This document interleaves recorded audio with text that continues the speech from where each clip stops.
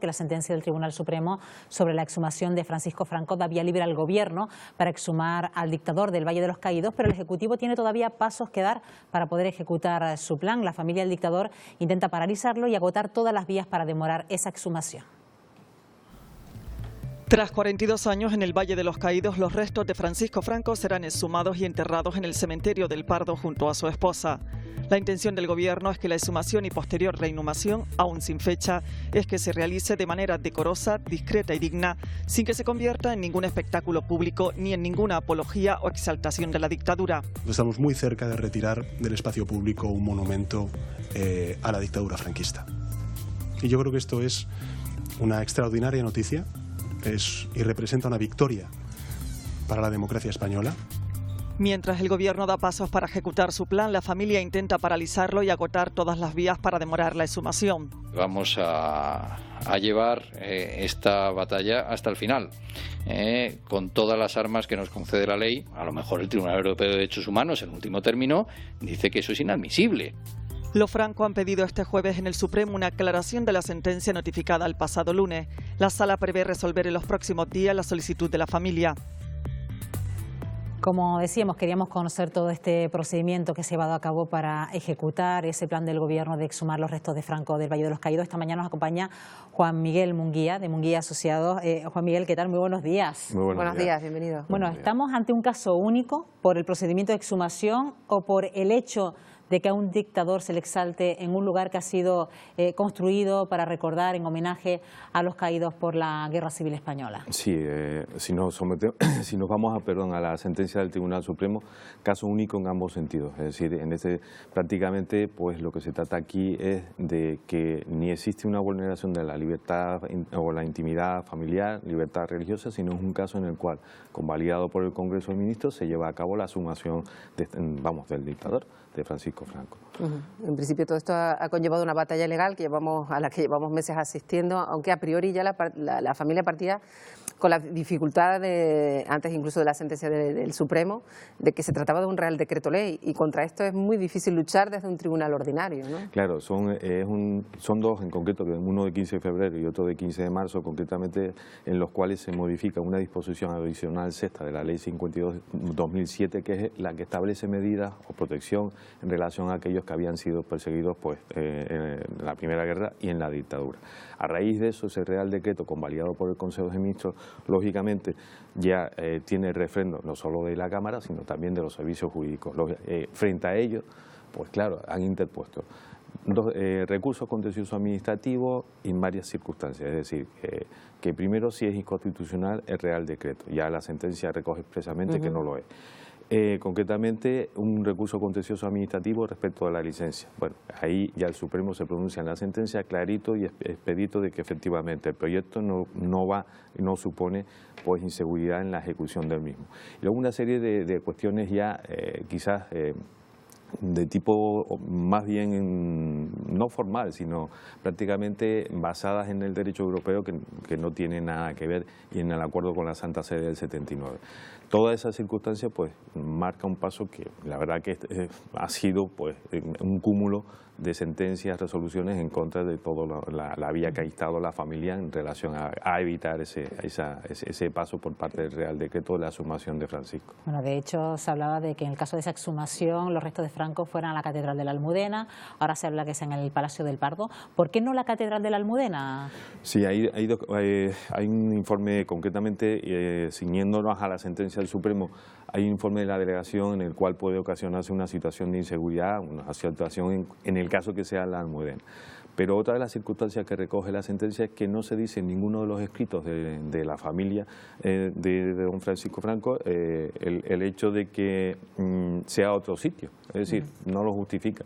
Entonces realmente el Real Decreto del Gobierno es en el Pardo, con lo cual pues poco más, y además está precisamente la abuela de la familia. Además se corría el riesgo de que siendo en la Catedral de Almudena también se convirtieran en ese centro de exaltación también a la figura del dictador. Sí. Esa es una de las cosas en las cuales así se informó, se tiene, de hecho en el expediente administrativo, el informe concretamente, existen informes en los cuales puede surgir esa circunstancia. Luego otra cosa principal en la que incide la sentencia del Supremo, y es que concretamente nada se dice por la familia respecto de que no sea la Almudena, es decir, le dan un plazo de 15 días y dejan transcurrir ese plazo. Y eso se recoge expresamente en la sentencia. Son 54 folios, 6 magistrados y ningún voto en contra en cuanto a eso, unanimidad en la sentencia. Con lo cual, a día de hoy ya solo se está a la espera de que esto se produzca, porque ha habido un cierto retraso, porque también ha estado, pues digamos que representantes de la Iglesia interviniendo y poniendo alguna que otra traba que ha dificultado un poquito este último tramo, ¿no? Sí, se basan en dos. Hay dos circunstancias concretas. En cuanto ellos dicen que se ataca a la libertad religiosa y realmente no existe así, o sea, no el acuerdo con la Santa Sede del 79 que tiene suscrito el Estado español con el Vaticano, prácticamente aquí no se vulnera. Una cosa es la aplicación de ese acuerdo dentro de la legislación española. Y en la legislación española no existe normativa que impida concretamente de que el Consejo de Ministros apruebe, convalide y lleve a cabo ese Real Decreto y su ejecución. Y otra circunstancia también se basa en que se habla de una sentencia del Tribunal de Justicia de la Unión Europea del 2018 en un caso en Polonia en el cual pues se suman dos cadáveres sin el visto bueno de las viudas. Entonces, efectivamente, le dan la razón aquí en el hecho de que se prohíba esa sumación. Pero esa sentencia, que es la que invocan también en parte para indicar en la cantidad de recursos y escritos de que se atenta a la intimidad personal y familiar y a la libertad religiosa, no tiene aplicación en la normativa española, es decir, no es de aplicación. El ordenamiento jurídico español tiene elementos y además estructura, incluso concretamente normativa, en la cual se puede defender, y es lo que está haciendo la familia en este sentido con estos recursos interpuestos. Lo que pasa es que a raíz de esta última sentencia del Tribunal Supremo, que prácticamente ha zanjado por el asunto, y el Gobierno pretendía que antes del 10 de noviembre, incluso que no se acercara mucho a la fecha de las elecciones, podrían exhumar los restos de Franco. Ahora la familia pide una aclaración. ¿Esto va a propiciar que incluso se alargue más el proceso, que se acerque a las próximas elecciones, que incluso la supere, o todavía se está a tiempo de que no se aleje, que se mantenga esa lejanía con las elecciones del 10 de noviembre? Ahí ahora mismo hay digamos que pendiente esa aclaración de sentencia en cuanto a una aclaración un poco inocua. ¿Qué se pide en esa aclaración por parte de la familia? Se pide si se necesita el consentimiento del prior de la Basílica y en el caso que no se necesite o se necesite, cuáles son los pasos jurídicos. Sí, ¿Y esto llevará mucho tiempo? Lo normal, una aclaración, esto es yo creo que en una semana, en mi opinión, en una semana esto está resuelto. El problema son los otros 4 recursos que están interpuestos, tanto por, en fin, una asociación, el prior o la basílica y luego pues la propia familia y quiero recordar pues también otra asociación. En realidad son 4 recursos que no tienen, desde mi punto de vista y conociendo el contenido prácticamente no va a variar la sentencia del Supremo. Pero sí es verdad que eso va a demorar un poco en el tiempo, no la aclaración sino esos recursos.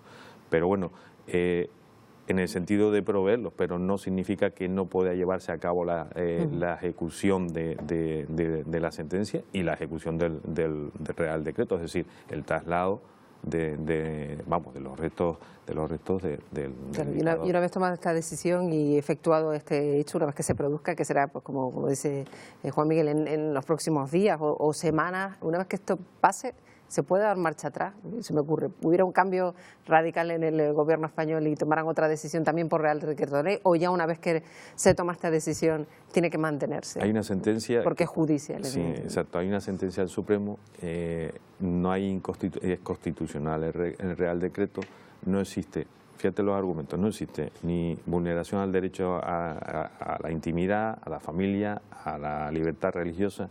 Luego, no hay impedimento en cuanto a la normativa sanitaria mortuoria, en absoluto.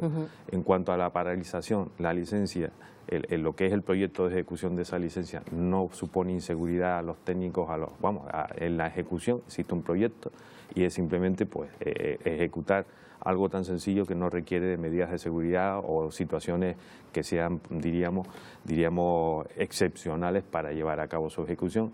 Y luego estamos hablando no de un enterramiento vamos a ver, no es privado el enterramiento, está en una basílica, es propiedad y encima propiedad estatal y encima esa basílica, bueno, el acceso y todo eso conlleva una serie de medidas que no suponen inseguridad en la ejecución del Real Decreto.